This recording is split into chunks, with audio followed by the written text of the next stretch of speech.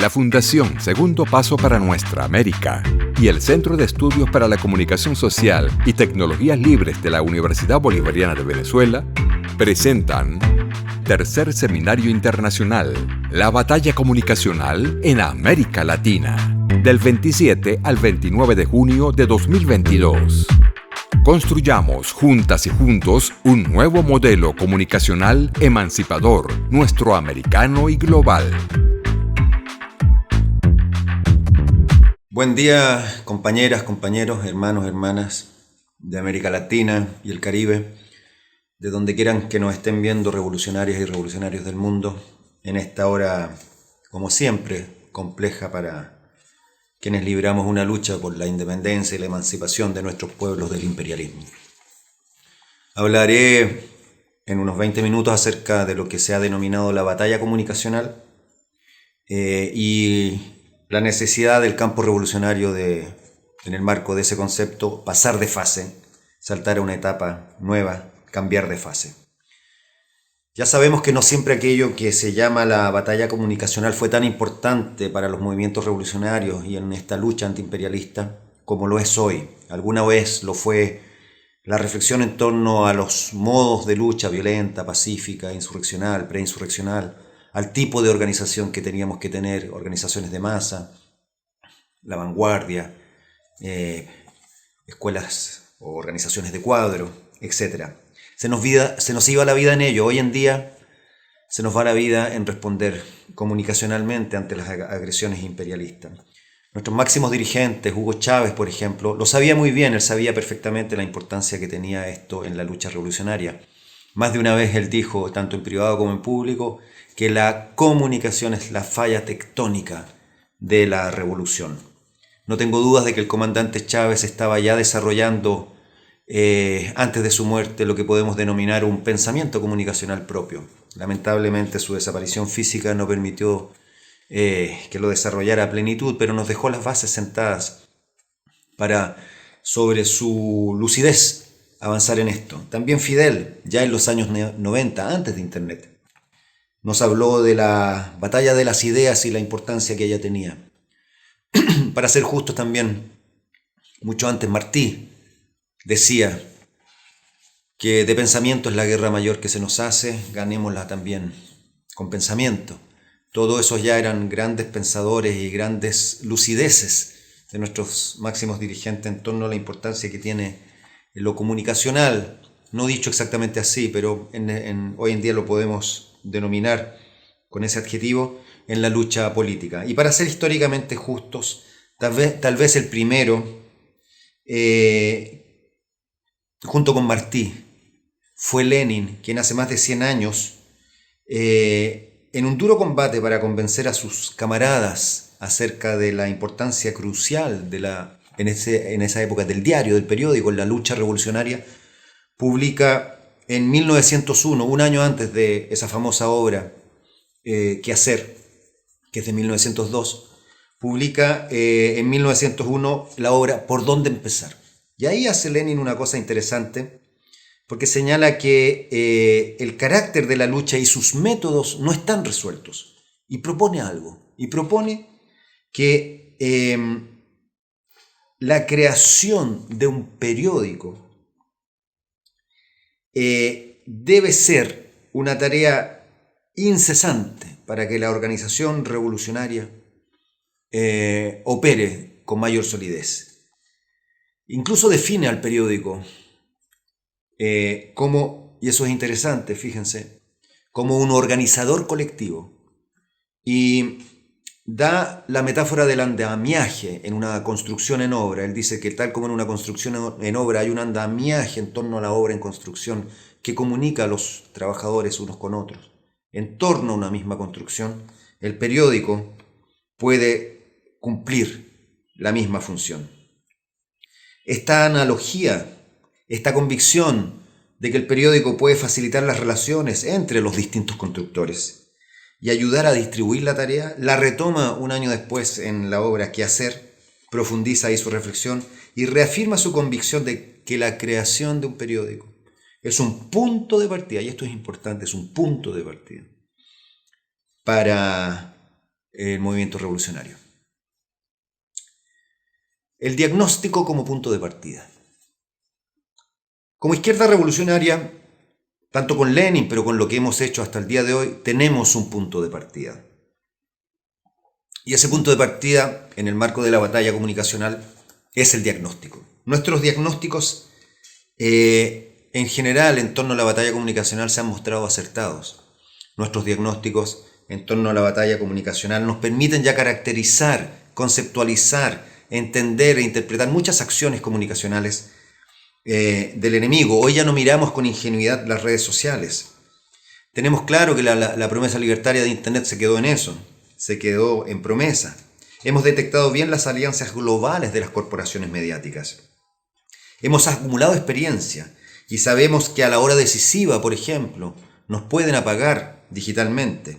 Contamos con cierta sólida, aunque aún insuficiente, batería conceptual para caracterizar la actividad enemiga, matrices de opinión, dispositivos del desaliento, guerrilla semiótica, medios de desinformación, etc.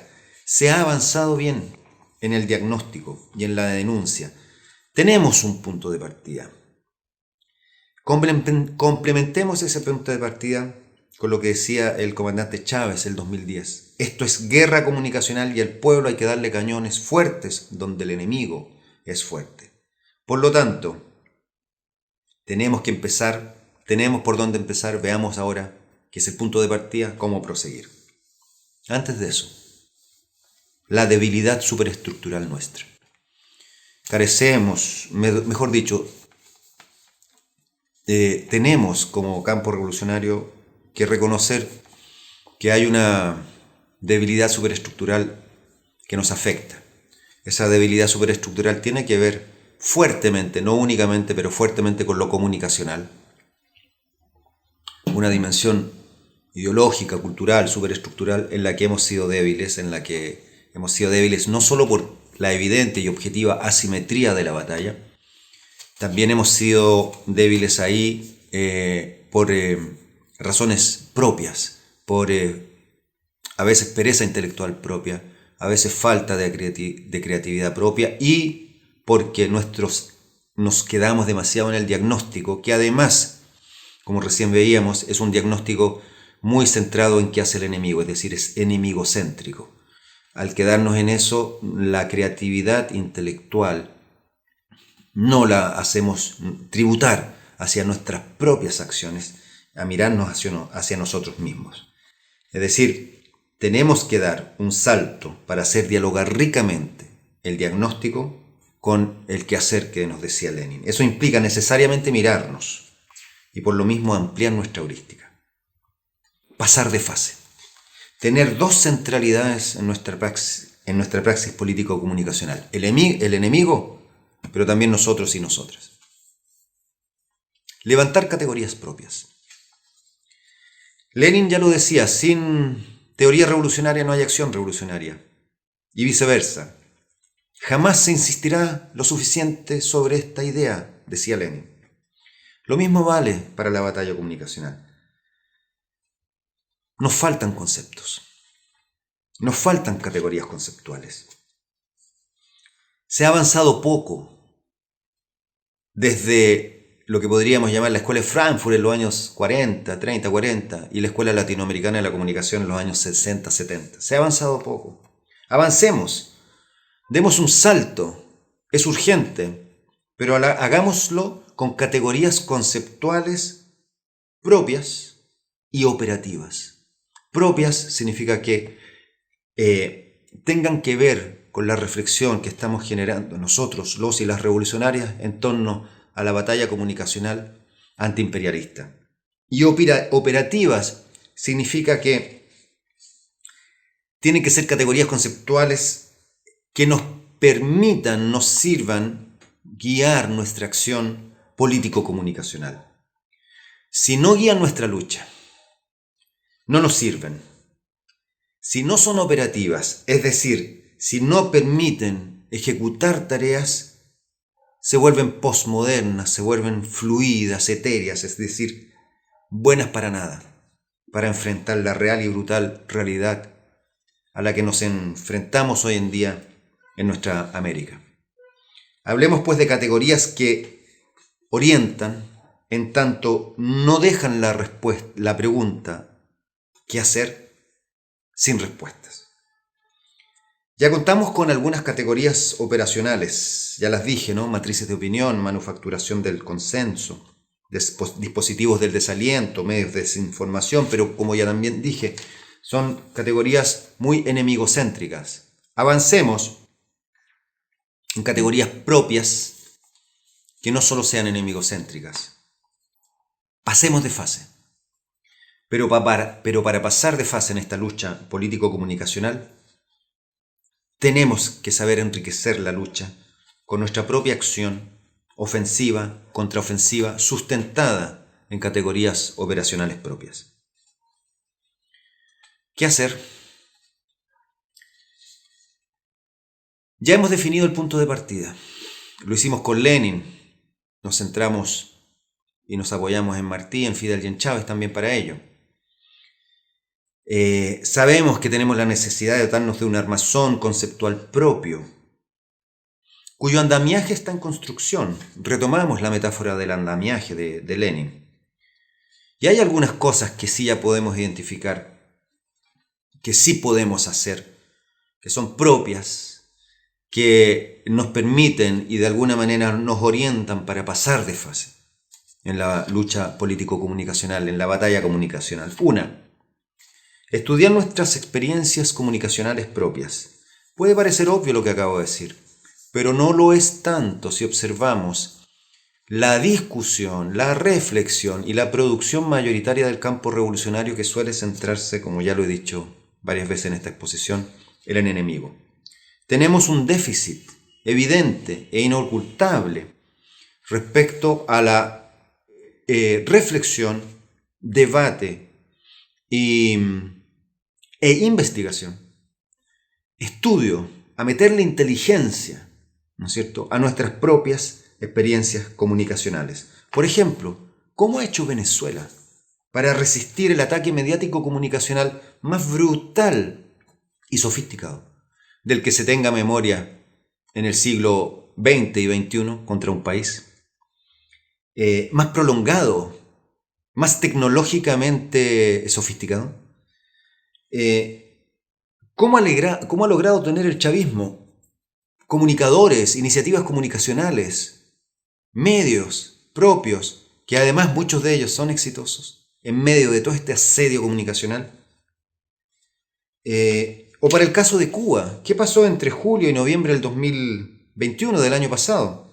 En esos 4 meses, luego de un inicial estupor en las filas revolucionarias por las protestas callejeras ocurridas el 11 de julio, se activó una contraofensiva revolucionaria en las redes, una articulación de medios tradicionales, una batería de memes en el mundo digital, actos de confirmación no virtuales como marchas, creación de plataformas como la plataforma revolucionaria Sierra Maestra, que reúne más de 70 grupos digitales, ¿ya?, y comunidades, activación de influencers, etcétera, que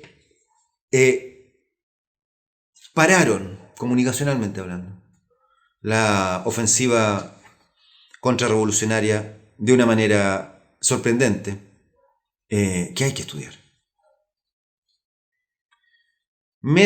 Reconocer medios columna y comunicadores columna. No solo se trata de entender nuestras experiencias exitosas, también se trata de reconocer las plataformas, los medios que sustentan esas experiencias exitosas. En toda batalla se requieren columnas vertebrales, es decir, instancias que sostengan la acción combativa. ¿Cuáles son, en el ámbito de la batalla comunicacional, nuestros medios columna? Los que ocupan posiciones fijas y sostienen como columna vertebral la acción combativa. ¿Cuáles son nuestros comunicadores y comunicadoras que hacen lo mismo? Definamos medio columna. Entendemos como tal a aquellos cuyo funcionamiento cumple un rol central en la construcción de públicos, de comunidades interpretativas, de audiencias, de comunidades digitales o analógicas, que cumplen un rol central en la propuesta de una visión de mundo propia y contraria a la imperialista. Son por lo mismo medios cuya presencia y acción comunicacional fortalece al campo popular en su conjunto y cuya ausencia lo debilita. Lo mismo vale para los comunicadores y las comunicadoras que son referentes, cuyo talento comunicativo, cuya movilidad, generalmente sostenidos en dispositivos tecnológicos móviles, los ha convertido en piezas importantes, fundamentales, estratégicas en esta contienda. Estudiemos nuestros medios columnas y nuestros comunicadores y comunicadoras centrales. Otro punto, revaloricemos la comunicación directa. Puede parecer anticuado decir esto, ¿ya? En medio de la cuarta revolución industrial decir revaloricemos la comunicación directa, pero no lo es. No lo es. Se trata de valorar esa comunicación en su justa dimensión. Sabemos que estamos en un contexto de revolución tecnológica, la misma que ha creado una frontera muy difusa entre virtualidad y no virtualidad. Apostemos no solo a la virtualidad, sino también a la no virtualidad, a lo material social. Como ocurrió en Cuba, como ya señalé recientemente, cuando después del 11J se activó todo un despliegue comunicacional revolucionario que consideró fuertemente, estratégicamente, la comunicación directa. Y en Venezuela tenemos el ejemplo vivo todavía en nuestra sangre, en nuestra alma, en nuestros cuerpos, de una modalidad de comunicación directa que inauguró el comandante Chávez con sus programas a lo presidente, primero en radio, después en televisión. Eso es comunicación directa. Los lives en redes sociales son comunicación directa, incluso los mails son comunicación directa. El cara a cara, por supuesto, el ir a los barrios, el ir a las comunidades, politizar y hacer contracomunicación o aclaración comunicacional ahí es comunicación directa, fundamental para generar resistencia cognitiva en nuestro público, en nuestra audiencia, en nuestro pueblo, frente al bombardeo mediático comunicacional permanente, sostenido, que éste recibe. No hay nada más eficaz, compañeras y compañeros, hermanos y hermanas, para enfrentar el bombardeo comunicacional alienante y desinformativo del enemigo, y desalentador también del enemigo, que la politización de las comunidades, que la politización de la audiencia que, como digo, genera resistencia cognitiva. Eso se hace en gran medida, no solamente por supuesto, con comunicación directa. Construir matrices de opinión propias. Ya hablamos de las matrices de opinión en algún momento. Tenemos que ahora construir matrices de opinión propias, no solo detectarlas del enemigo, que para eso somos muy buenos y es una acción necesaria. Tenemos que pensar en nuestras propias capacidades de construir representaciones sociales, marcos interpretativos, frames, como dicen los gringos, esquemas de pensamiento, basados en nuestros legítimos intereses, que contribuyan, y me parece que esto es importante en la batalla comunicacional, que contribuyan a modo de matrices de opinión a generar condiciones subjetivas favorables para incidir sobre la opinión pública y hacer que nuestra debilidad superestructural baje de grado. Todo esto en el marco de una batalla comunicacional donde las matrices de opinión son, como diría el comandante Chávez, artillería pesada. Al ofrecer marcos interpretativos sintetizados y comprensibles acerca de acontecimientos complejos, las matrices juegan, sin ninguna duda, un rol central, un rol fundamental en la batalla cultural por la hegemonía y por el sentido común. Como decía el Che, luchamos contra la miseria, pero luchamos al mismo tiempo contra la alienación de las personas, de los individuos. Esto último, la cuestión de la alienación, es una cuestión fuertemente comunicacional y muy relacionada con las matrices de opinión que muchas veces permiten, bien construidas, bien difundidas, permiten aclarar en medio de tanta desinformación, aclarar sucesos complejos que la audiencia requiere, ¿no es cierto?, es que se les sean aclarados. Finalmente, otra acción concreta que debemos ya, en el marco de este quehacer, enfrentar y hacer. Autoridades de red y tropa digital continental. No es ningún misterio, compañeras y compañeros, que hoy parte importante de la batalla comunicacional se juega, no exclusivamente, pero sí de manera importantísima, en el contexto digital. Por ejemplo, en las redes sociales, un espacio donde a diario miles de millones de personas interactúan. Los y las revolucionarias tenemos que estar ahí. Pero no basta con estar ahí. Tenemos que saber cómo estar ahí, sobre todo considerando el contexto de la asimetría estructural propio de esta batalla. En primer lugar, debemos tener lo que se denominan nuestras propias autoridades de red. No me estoy refiriendo aquí a los influencers, a cuentas o personas muy populares, ¿no? Eso es más bien una cuestión volumétrica. Cuando yo hablo de autoridades de red me estoy refiriendo a una cuestión más bien estructural o topológica. En ese sentido, los usuarios o las cuentas que ocupan posiciones estructuralmente importantes con influencia topológica en el mundo digital, son cuentas y usuarios cuya dinámica, cuya ubicación en la estructura de la red y cuya conexión permite generar estructuras.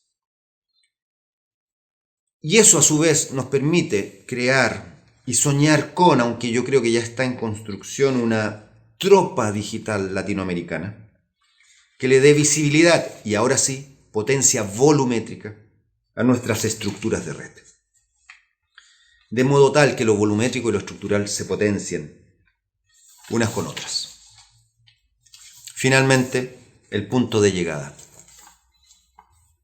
Vimos el punto de partida con Martí, Fidel y Lenin. Vimos nuestra debilidad superestructural. Vimos la necesidad de tener categorías operativas propias. Vimos algunas acciones concretas para pasar de fase, ¿no es cierto?, del punto de diagnóstico a otros puntos de acción, como las que acabo de señalar. Propongamos ahora uno entre muchos puntos de llegada. Construir doctrina comunicacional revolucionaria. Todo lo dicho tiene que apuntar, ojalá, en una dirección, en una meta propia que nos podemos proponer como revolucionarios y revolucionarias en esta fase. Construir doctrina. El enemigo la tiene. El enemigo tiene doctrina comunicacional. Recomiendo al respecto leer un documento de una relativa reciente aparición de los gringos llamado Cognitive Warfare, Guerra Cognitiva, de fines del 2020. Está en inglés, es relativamente corto, debería ser leído por todas y todos. Y en ese documento ellos mismos señalan explícitamente que gracias a los avances tecnológicos actuales hay un salto de escala en la guerra psicológica, cuyo objetivo central es, abro comillas, hacer que los enemigos, nosotros y nosotras en este caso, se destruyan a sí mismos desde adentro hacia afuera. Definimos guerra cognitiva como la militarización de la opinión pública por una entidad externa con el propósito de desestabilizar instituciones públicas y sociales. Eso dice el enemigo en su doctrina comunicacional. Ellos, como vemos, lo tienen bastante claro. Tienen su doctrina y han optado, en el marco de la guerra no convencional y de la guerra de cuarta generación, por el flanco comunicacional para golpearnos duro, duro y duro. Nosotros ya sabemos que por ahí se arman los nuevos Playa Girón, los Girón 2.0, las invasiones de nuevo tipo. Para enfrentarlo hoy y para afrontar la debilidad superestructural que nos aqueja, hay que proponer, compañeras y compañeros, cuanto antes, de manera formal, elaborada, reflexionada y con mucha inteligencia metida ahí, doctrina comunicacional propia, acorde a los tiempos. Construir, como decía Lenin, hoy en el siglo XXI, un andamio que dote de carácter a la lucha, que sea un organizador colectivo, que permita, como decía Martí, hacer de pensamiento la guerra, librar, como decía Fidel, la batalla de las ideas. En continuidad, esta doctrina, actualizada pero en continuidad con la tradición internacionalista revolucionaria. Esto se logra, compañeras y compañeros, metiéndole mucha inteligencia a la cuestión, con trabajo colectivo, con articulación, con discusiones grupales y, por supuesto, con el comandante Fidel y el comandante Chávez en nuestras cabezas y en nuestros corazones. Venceremos, compañeras y compañeros. ¡Viva Fidel! ¡Viva Chávez! ¡Patria o muerte! La Fundación Segundo Paso para Nuestra América y el Centro de Estudios para la Comunicación Social y Tecnologías Libres de la Universidad Bolivariana de Venezuela presentaron Tercer Seminario Internacional, la batalla comunicacional en América Latina, del 27 al 29 de junio de 2022. Construyamos juntas y juntos un nuevo modelo comunicacional emancipador, nuestro americano y global.